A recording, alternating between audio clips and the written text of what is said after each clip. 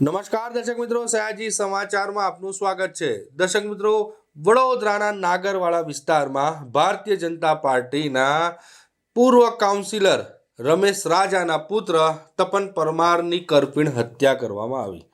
આ હત્યા બાબર પઠાણ સહિત ગુનાહિત ઇતિહાસ ધરાવતા ઈસમોએ કરી અને આ હત્યા બાદ પોલીસ સામે ગંભીર સવાલો ઊભા થયા, કેમ કે જેમ જેમ માહિતી સામે આવતી ગઈ તેમ તેમ બાબર પોતે ગેરકાયદેસર પ્રવૃત્તિ વિસ્તારમાં કરતો હતો અને પોલીસના છત્રછાયા હેઠળ તે બધો કાળો કારોબાર કરતો હોવાના આક્ષેપો થયા।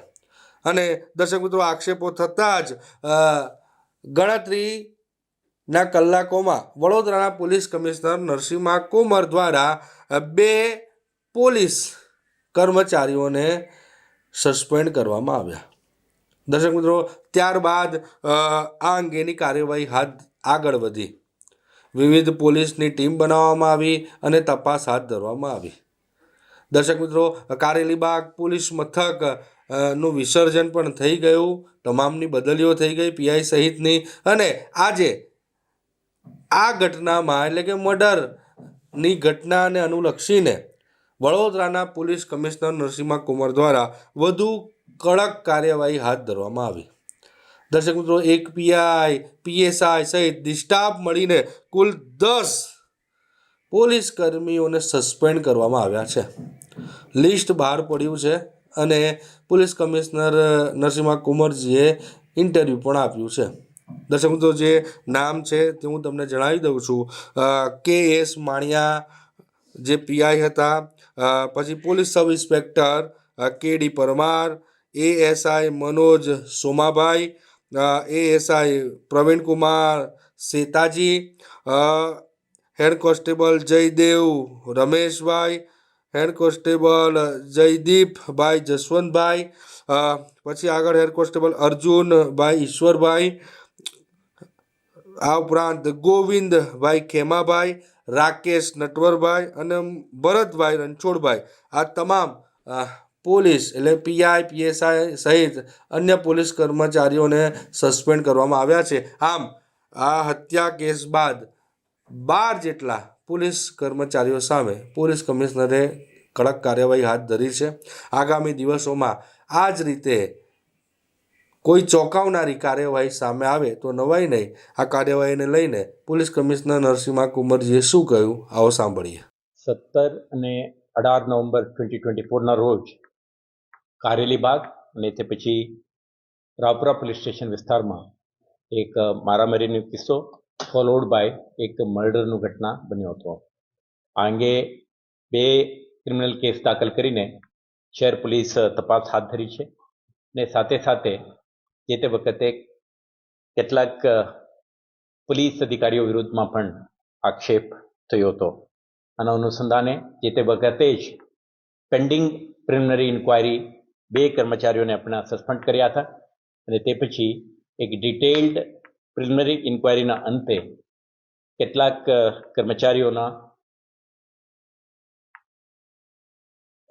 તથ્ય બહાર આવતા તે અંગે પણ આપણે આજે ખાતાકીય રીતે પગલાં લીધી છે, જેમાં કારેલીબાગ પોલીસ સ્ટેશનના 2nd પોલીસ ઇન્સ્પેક્ટર, એક સબ ઇન્સ્પેક્ટર અને અન્ય 8 ASI હેડ કોન્સ્ટેબલને આપણે જુદા જુદા કારણેસર પ્રાથમિક તપાસમાં બહાર આવેલ તથ્યના આધારે આજે ફરજ મોકૂફ કરીને એમના વિધિસરની ખાતાકીય તપાસ હાથ ધરી છે। અને સાથે સાથે આ ઘટનાના પરિપ્રેક્ષમાં આજે તમામ ડીસીપીઓ, ACPO, થાણા અમલદારો અને શાખાના ઇન્સ્પેક્ટરશ્રીઓ સાથે પણ બેઠકો યોજી હતી। શહેરમાં ઘટનાના પરિપ્રેક્ષમાં અને general law and order situation અને ગુનાખોરી અટકાવવા માટે કેટલાક પગલાઓ ભરી છે। ઓલરેડી તમે જોઈ શકશો કે સ્થળ ઉપર કેટલાક સંયુક્ત ઓપરેશન, કેટલાક crackdown against criminals, anti social elements સામેના કાર્યવાહી, આ બધું દબાણ દૂર કરવાની કાર્યવાહી વગેરે ચાલી રહ્યું છે।